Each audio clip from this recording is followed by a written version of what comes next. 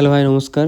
Hey guys, welcome to my blog channel. আজকের ব্লগটা হতে চললো কাটোয়া পৌর সম্প্রীতি মেলার। এখানে বিভিন্ন ইউনিক জিনিস দেখাবো, আর তোমরা ব্লগটা শেষ পর্যন্ত দেখবে, আশা করি ভালো লাগবে। Thank you. যারা চ্যানেলটা সাবস্ক্রাইব করেনি প্লিজ সাবস্ক্রাইব করুন।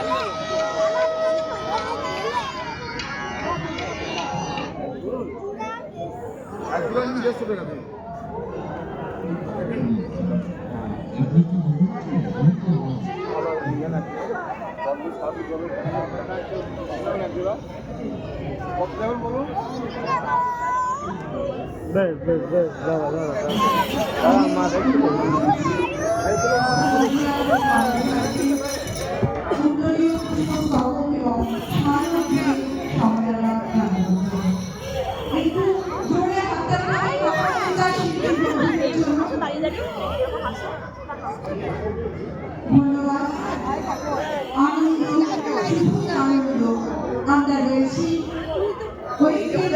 কাটোয়া পৌর সম্প্রীতি মেলা বিভিন্ন দিনের সামূহিক অনুষ্ঠান।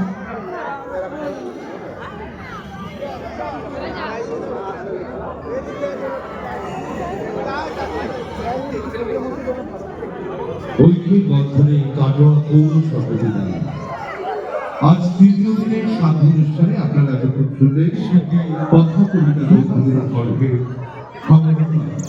সুভাষ দাস পরিবেশন করবেন একক বাঁশি বাদন। আপনারা কথা কবিতার অনুষ্ঠানে শুনেছেন কবিতার সঙ্গে বাঁশি, এবার বাঁশির একক পরিবেশনা শিল্পী সুভাষ দাস।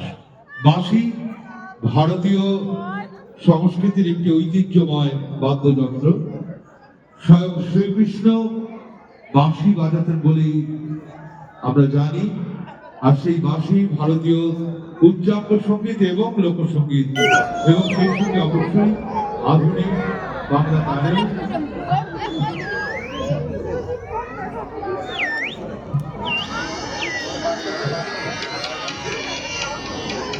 এখন একটি পাহাড়ি গানের উপর টুকরি বাজাচ্ছে।